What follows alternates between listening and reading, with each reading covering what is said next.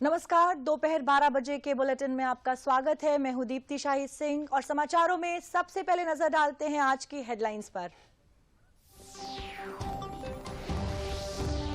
देश भर के निजी और सरकारी अस्पतालों में कोविड की तैयारियों की जांच के लिए की जा रही है मॉक ड्रिल।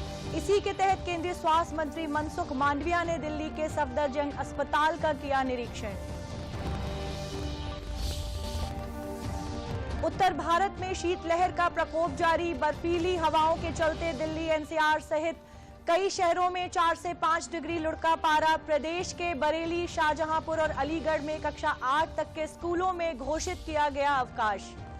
माता वैष्णो देवी दरबार में 31 दिसंबर और 1 जनवरी को संभावित श्रद्धालुओं की भीड़ से निपटने के लिए श्राइन बोर्ड और प्रशासन लगातार कर रहा है उपाय। श्रद्धालुओं की 500 कैमरों से होगी निगरानी।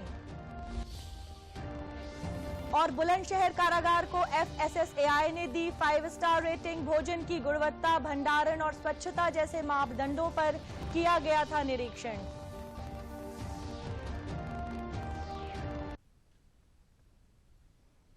और अब समाचार विस्तार से। चीन, अमेरिका और कुछ अन्य देशों में कोविड-19 के बढ़ते मामलों को देखते हुए देश में अस्पतालों की तैयारियों की जांच के लिए आज मॉक ड्रिल आयोजित की जा रही है। वहीं बढ़ते कोरोना मामलों के बावजूद भी चीन ने बाहर से आने वाले यात्रियों को क्वारंटीन न करने का फैसला लिया है। चीन में 8 जनवरी से अंतर्राष्ट्रीय यात्रियों के लिए क्वारंटीन खत्म होगा। हाल ही में चीन की सरकार ने लोगों को कोविड की जीरो कोविड पॉलिसी से छूट दी है। इसके बाद से पूरी दुनिया की चिंताएं बढ़ गई हैं। भारत में आज हो रहे मॉक ड्रिल में अस्पतालों में कोविड से लड़ने के लिए उपलब्ध संसाधनों का आकलन किया जा रहा है, जिसमें ऑक्सीजन प्लांट, वेंटिलेटर, लॉजिस्टिक और मानव संसाधनों पर विशेष ध्यान देने के साथ साथ बुनियादी ढांचे की तैयारी भी शामिल है। मॉक ड्रिल करने का निर्णय प्रधानमंत्री नरेंद्र मोदी के देश में कोविड की स्थिति पर समीक्षा बैठक के कुछ दिनों बाद लिया गया। केंद्रीय स्वास्थ्य मंत्री डॉक्टर मनसुख मांडविया ने नई दिल्ली के सफदरजंग अस्पताल पहुंचकर कोविड की तैयारियों की समीक्षा की।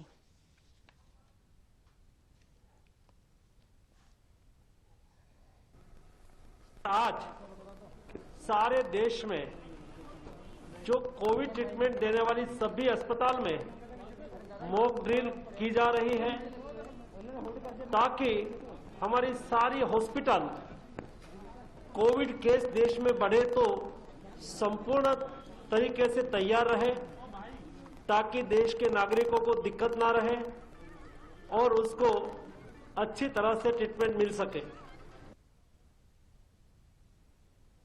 इसी के मद्देनजर प्रदेश में भी आज अस्पतालों में मॉक ड्रिल कोविड को देखते हुए कराई जा रही है। और इस खबर पर ज्यादा जानकारी के लिए चलते हैं अपने संवाददाता विकास सिंह के पास। विकास, आज प्रदेश भर में कोविड को देखते हुए मॉक ड्रिल कराई जा रही है।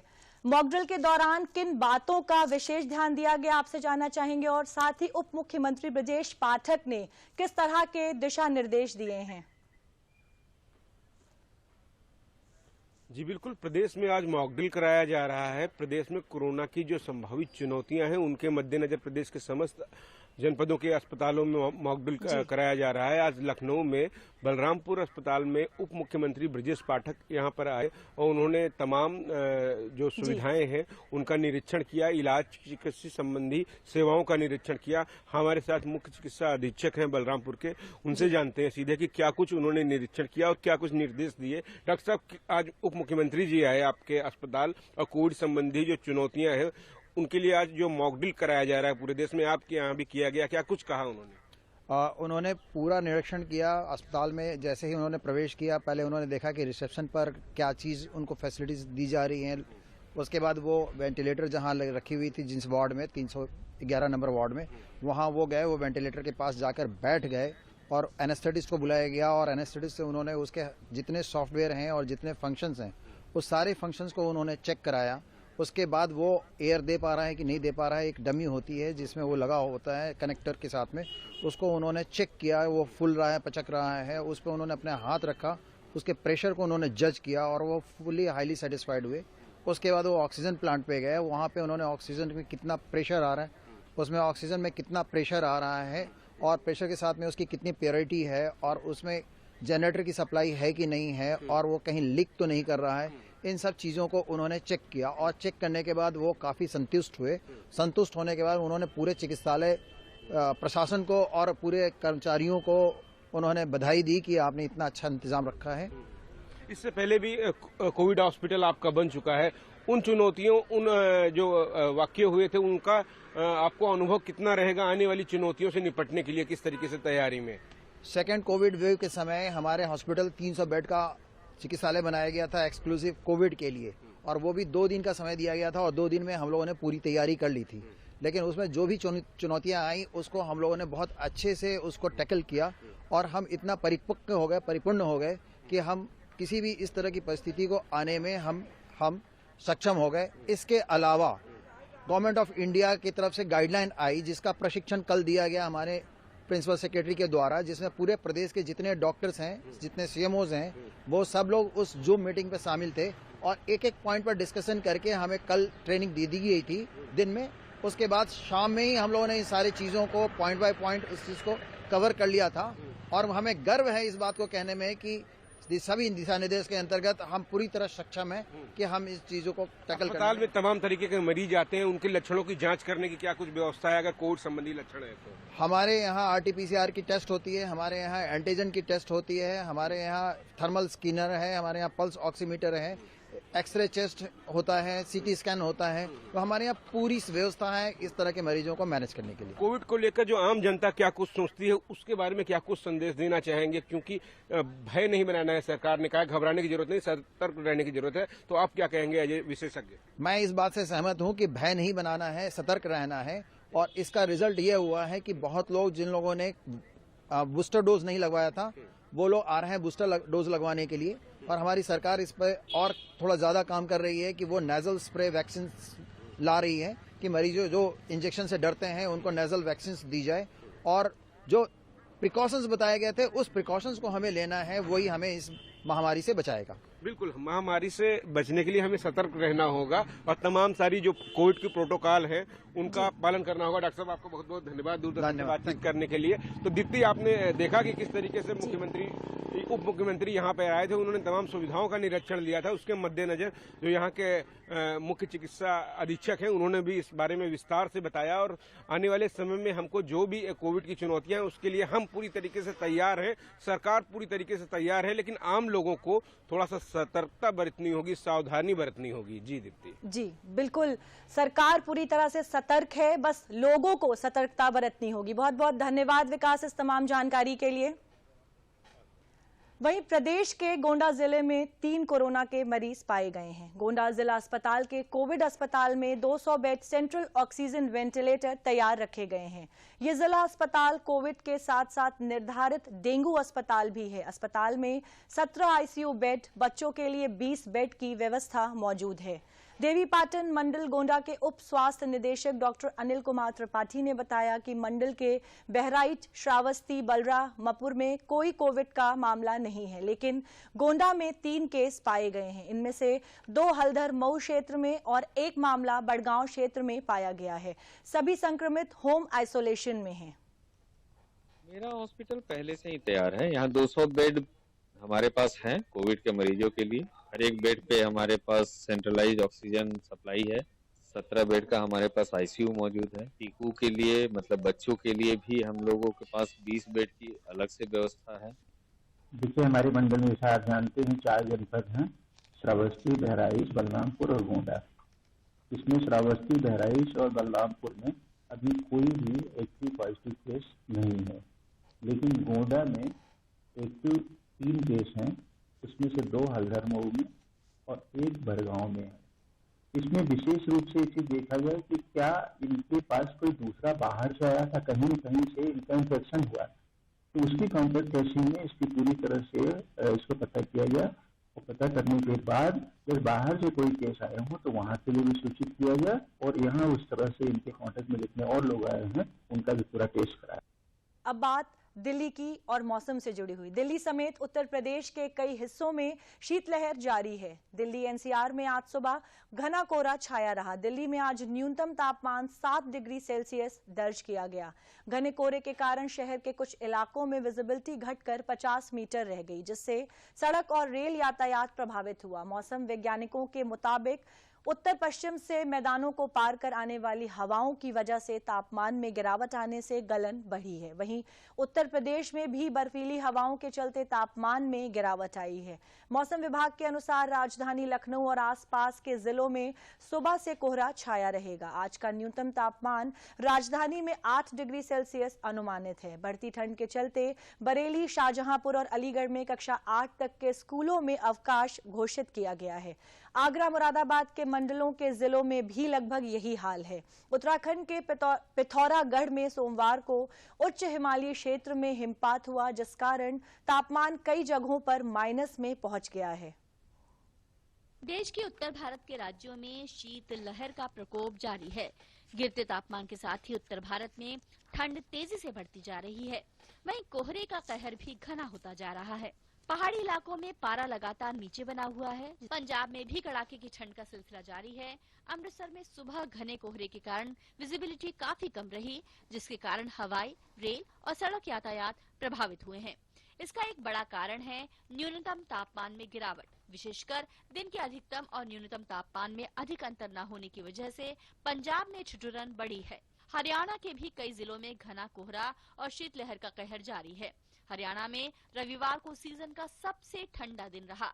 मध्य प्रदेश में ठंड का कहर जारी है। मौसम विभाग के अनुसार शहडोल, रीवा, इंदौर, ग्वालियर और चंबल संभागों में न्यूनतम तापमान अपेक्षाकृत ज्यादा ठंडा रहने वाला है। भी जो पश्चिमी विक्षोभ आया हुआ था और उसकी वजह से जो बर्फबारी हुई और आगे पश्चिमी विक्षोभ आगे निकल गया है, तो इसकी वजह से जो है मध्य प्रदेश में जो है उत्तरी हवाएं आना शुरू हो गई हैं। तो इसकी वजह से जो है तापमान जो है पूरे मध्य प्रदेश में गिरे हैं और आगामी दिनों में भी जो है अभी 1-2 दिन तो थोड़ा टेम्परेचर डाउन होंगे।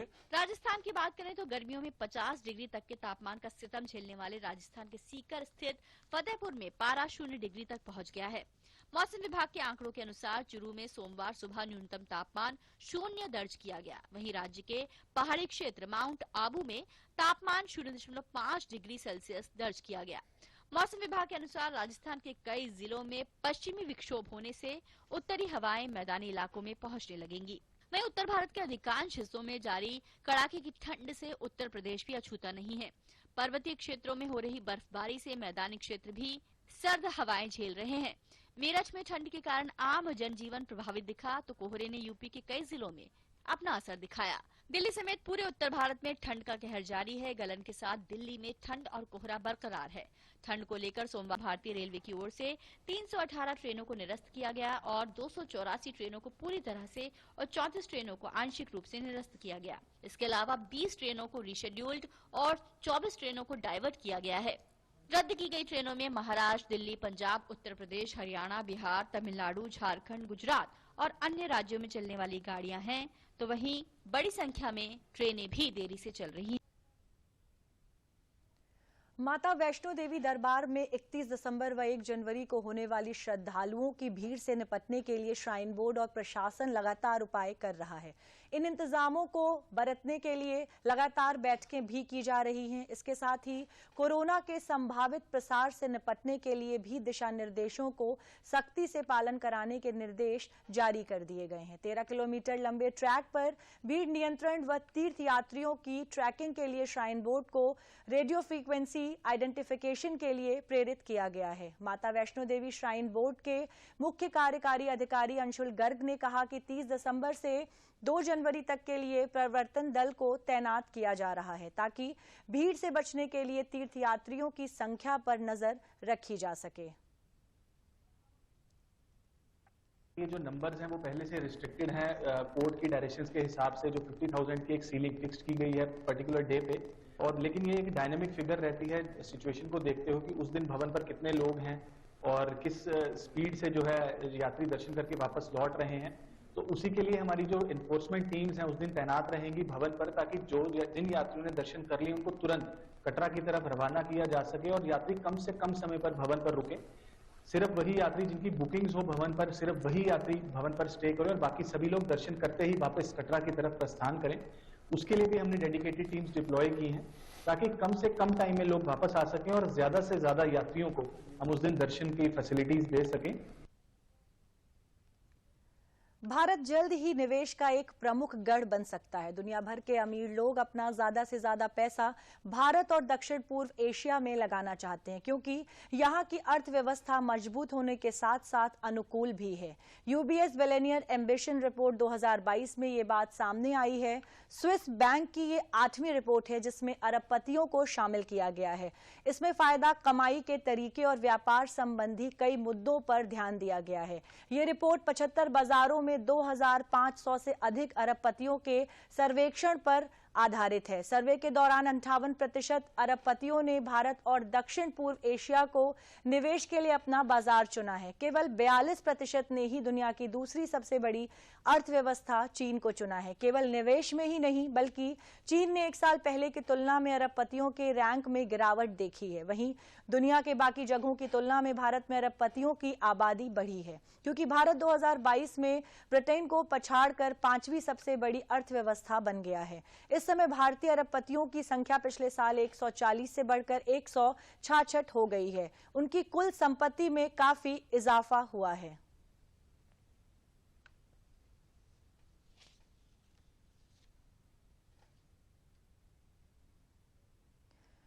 प्रधानमंत्री नरेंद्र मोदी की अध्यक्षता में केंद्रीय मंत्रिमंडल ने वन रैंक वन पेंशन के तहत सशस्त्र बलों के पेंशन भोगियों की पेंशन में पुनः निरीक्षण को 1 जुलाई 2019 से मंजूरी दी। इसके तहत 30 जून 2019 तक सेवानिवृत्त होने वाले सशस्त्र बलों के कार्मिकों को इसके तहत लिया जाएगा।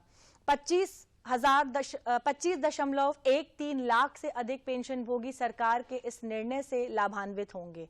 जुलाई 2019 से लेकर जून 2022 तक के बकाये के रूप में 23,638 करोड़ रुपए का भुगतान किया जाएगा। Indian ex services Uttar Pradesh की लाइफ मेंबर मेजर मेघना ने सरकार के इस निर्णय का स्वागत किया और कहा कि जो लोग सशस्त्र बलों में कार्यरत हैं उनके लिए यह निर्णय उत्साहजनक है। हमारा ड्यू था 2019 में और मुझे बड़ी खुशी हुई कि 23 दिसंबर 2022 को कैबिनेट ने इसकी मंजूरी दे दी है, जिससे एक्स सर्विसमैन के अंदर एक खुशी की लहर दौड़ गई है और कहीं ना कहीं इसका सीधा असर उन सभी फौजी लोगों पर आया है जो आज फौज में कार्यरत हैं। ये उनका मोराल बूस्टिंग के लिए बहुत ही एक ऐसी चीज है जो उनके सामने आई है। आज मैं गवर्नमेंट से एक दरख्वास्त और करना चाहूंगी कि हमारे वो फौजी भाई जो 75 साल की उम्र से बड़े हैं, जो बुजुर्ग हैं और 75 साल की उम्र से बड़े हैं, उन लोगों को इस एरियर्स को एक बारी में दिया जाए, ना कि 4 टुकड़ों में दिया जाए। अगली खबर झांसी से है। झांसी में कुख्यात अपराधी लेखराज यादव को पुलिस कस्टडी से छुड़ाने की साजिश में पूर्व गरौठा विधायक दीपक यादव झांसी जेल में बंद हैं। दीपक यादव से मिलने आए प्रदेश के पूर्व मुख्यमंत्री अखिलेश यादव ने इस दौरान पत्रकारों से बात करते हुए प्रदेश सरकार पर जमकर निशाना साधा। सपा मुखिया ने बेरोजगारी के मुद्दे पर सरकार को घेरा। उन्होंने मुख्यमंत्री केशव प्रसाद मौर्य के जेल जाने वाले बयान पर पलटवार किया। कि दीपक यादव पूर्व विधायक झूठे मुकदमे लगा करके उन्हें जेल भेजा गया है। दीपक यादव को और समाजवादी पार्टी को मैं कह सकता हूं, बदनाम करने के लिए ये मुकदमे लगाए जा रहे हैं। समाजवादी पार्टी लगातार लड़ती रहेगी। हमें उम्मीद है कि न्यायालय से न्याय मिलेगा और बहुत जल्दी ये छूट करके आए। आगरा में लघु उद्योग भारती द्वारा उत्तर प्रदेश उत्तराखंड क्षेत्रीय उद्यमी सम्मेलन का आयोजन किया गया। सम्मेलन का शुभारंभ प्रदेश के वन और पर्यावरण राज्य मंत्री डॉक्टर अरुण सक्सेना, लघु उद्योग भारती के राष्ट्रीय अध्यक्ष बलदेव प्रजापति द्वारा किया गया। सम्मेलन में उत्तर प्रदेश और उत्तराखंड के 600 से अधिक उद्यमियों ने भाग लिया। उद्यमियों की समस्या और उसके निस्तारण, नए उद्योग स्थापित करने के लिए भूमि की कमी, औद्योगिक पार्क निजी स्तर पर विकसित करने के साथ साथ नई उद्योग नीति पर मंथन किया गया। बाद में राज्य मंत्री डॉक्टर अरुण सक्सेना ने पत्रकारों से बात करते हुए कहा कि एमएसएमई के उद्यमी तरक्की कर रहे हैं। आज ये लघु उद्योग भारती का जो सम्मेलन हुआ, इसमें उत्तराखंड और उत्तर प्रदेश दोनों के प्रतिनिधि थे और मुझे बड़ी खुशी है कि हमारे एमएसएमई के उद्योगपति खूब तरक्की कर रहे हैं, खूब काम आगे बढ़ा रहे हैं। हमारे सरकार, उत्तर प्रदेश की सरकार, योगी जी की जो सरकार है, वो एमएसएमई वालों को और सभी उद्योगपतियों को एक अच्छा एटमॉस्फेयर दे रहे हैं ताकि वो अपना उद्योग बढ़ाएं, बाहर के उद्यमी आएं और अपना काम बढ़ाएं। जब उद्योग लगेंगे तो लोगों को रोजगार मिलेंगे। हमारे मुख्यमंत्री आदरणीय योगी आदित्यनाथ जी यही चाहते हैं, उत्तर प्रदेश न केवल उत्तम प्रदेश बने बल्कि सर्वोत्तम प्रदेश बने और हर जो नौजवान को काम मिले। अगली खबर बुलंदशहर से है। बुलंदशहर जेल को 5 स्टार रेटिंग से सम्मानित किया गया है। जेल की रसोई में पकाए जाने वाले भोजन की गुणवत्ता तथा भंडारण और स्वच्छता को ध्यान में रखते हुए भारतीय खाद्य सुरक्षा और मानक प्राधिकरण FSSAI द्वारा 5 सितारा रेटिंग दी गई है। बुलंदशहर जिला कारागार में 2000 से अधिक महिला और पुरुष बंदी हैं। जेल में स्वच्छता पर लगातार ध्यान दिया जा रहा है। यहां पर बंदियों को खाना अधिक से अधिक गुणवत्ता युक्त दिया जाए, इस बात के लिए जेल प्रशासन लगातार प्रयासरत रहा है। बुलंदशहर जिला कारागार के अधीक्षक राजेंद्र कुमार जायसवाल ने बताया कि FSSAI की टीम ने कड़े उपायों पर रसोई की भोजन की गुणवत्ता, भंडारण व स्वच्छता का निरीक्षण किया था, जिसके आधार पर बुलंदशहर जेल को FSSAI द्वारा ये सम्मान दिया गया है। जेल में बहुत अच्छी खेती होती है, टोटल ऑर्गेनिक खेती यहाँ पे की जा रही है। उस सब्जी का उपयोग बंदियों के लिए किया जा रहा है। प्लस जो सब्जियाँ हमको कम पड़ती हैं वो जिला कारागार मेरठ से हम लोग लेते हैं। क्योंकि यहाँ पे साफ सफाई, हाइजीन और खाने की गुणवत्ता या क्वालिटी आप कह लीजिए, चाहे रॉ मटेरियल हो चाहे पका हुआ खाना, उस पर हम लोगों ने ऑनलाइन भारत सरकार को अप्लाई किया। उनकी टीम आई, सर्वे करके गई।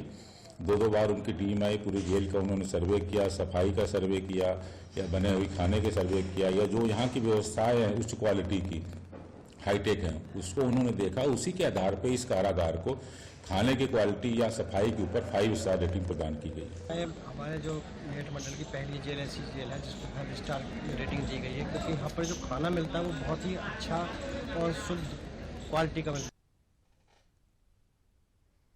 और अब बात कासगंज की। जनपद कासगंज में जिलाधिकारी हर्षिता माथुर की अनोखी पहल नायब तहसीलदार गरिमा सिंह की अगुवाई में कार्यान्वित की जा रही है। इस अनोखी पहल के तहत जनपद के विभिन्न स्थानों पर गैर संरक्षित पुरातात्विक महत्व की मूर्तियों, वस्तुओं को सहेजने और संग्रह करने की दिशा में जिला प्रशासन लगातार काम कर रहा है। जिलाधिकारी के निर्देश पर नायब तहसीलदार जिले भर से पुरातात्विक महत्व की इन मूर्तियों को कलेक्ट्रेट में संग्रहित किया जा रहा है।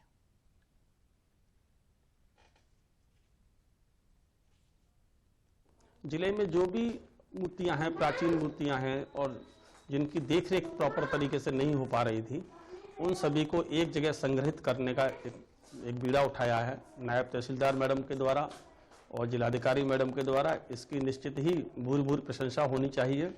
जी, जिलाधिकारी मैम, रिस्पेक्टेड मैम के दिशा निर्देश पे पुरातत्व महत्व की जो मूर्तियां हैं, मूर्तियाँ स्कल्पचर हैं, वो डिफरेंट जो जगह जगह से चिन्हित करके और कासगंज में कलेक्ट्रेट पर एक संग्रहालय बना के उन्हें संरक्षण के लिए लाया जा रहा है। सूचना और प्रसारण मंत्रालय के केंद्रीय संचार ब्यूरो की ओर से 2 दिवसीय सुशासन दिवस प्रचार अभियान चलाया गया। इसके तहत प्रयागराज के रानी रेवती देवी सरस्वती विद्या निकेतन इंटर कॉलेज राजापुर में एक चित्र प्रदर्शनी का आयोजन किया गया। इस कार्यक्रम में बच्चों के लिए अनेक प्रतियोगिताएं संचालित की गईं। इस मौके पर जादू और संगीत के माध्यम से बच्चों को ज्ञानवर्धक संदेश भी दिए गए। कार्यक्रम में बच्चों ने बढ़ चढ़कर हिस्सा लिया। केंद्रीय संचार ब्यूरो के वरिष्ठ सहायक राममूरत विश्वकर्मा ने बताया कि इस 2 दिवसीय कार्यक्रम में पुरस्कार वितरण भी किया गया।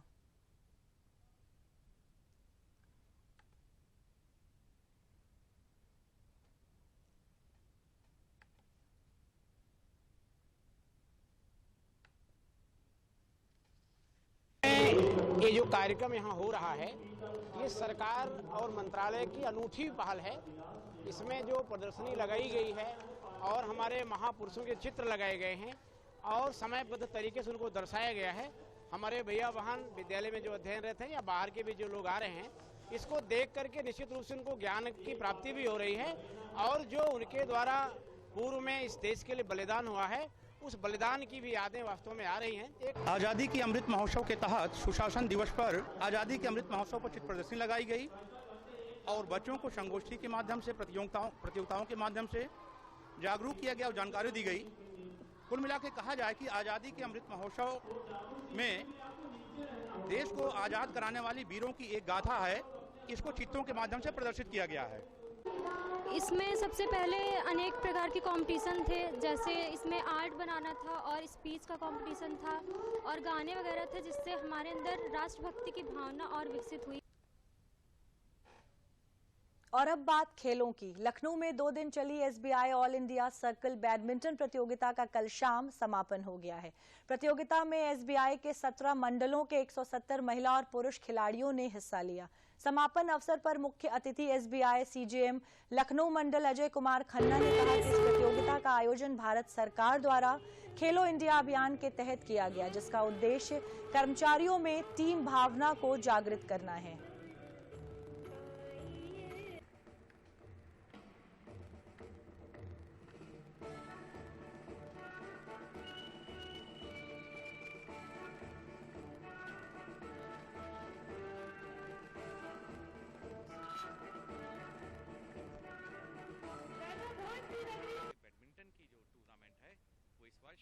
लखनऊ में आयोजित की जाए। पिछले वर्ष हॉकी की प्रतियोगिता लखनऊ में आयोजित की गई थी। इस वर्ष सभी 17 सर्कल से हमारी बैडमिंटन की टीम्स आज यहां आए हैं। आज उसका इनॉग्रेशन है। 2 दिन बैडमिंटन का टूर्नामेंट रहेगा और इसी बहाने सभी स्टाफ सदस्य एक दूसरे से देश भर के निजी और सरकारी अस्पतालों में कोविड की तैयारियों की जांच के लिए की जा रही है मॉक ड्रिल। इसी के तहत केंद्रीय स्वास्थ्य मंत्री मनसुख मांडविया ने दिल्ली के सफदरजंग अस्पताल का किया निरीक्षण। उत्तर भारत में शीतलहर का प्रकोप जारी। बर्फीली हवाओं के चलते दिल्ली NCR सहित कई शहरों में 4 से 5 डिग्री लुढ़का पारा। प्रदेश के बरेली, शाहजहांपुर और अलीगढ़ में कक्षा 8 तक के स्कूलों में घोषित किया गया अवकाश। माता वैष्णो देवी दरबार में 31 दिसंबर और 1 जनवरी को संभावित श्रद्धालुओं की भीड़ से निपटने के लिए श्राइन बोर्ड और प्रशासन लगातार कर रहा है उपाय। श्रद्धालुओं की 500 कैमरों से होगी निगरानी। और बुलंदशहर कारागार को FSSAI ने दी 5 स्टार रेटिंग। भोजन की गुणवत्ता, भंडारण और स्वच्छता जैसे मापदंडों पर किया गया था निरीक्षण।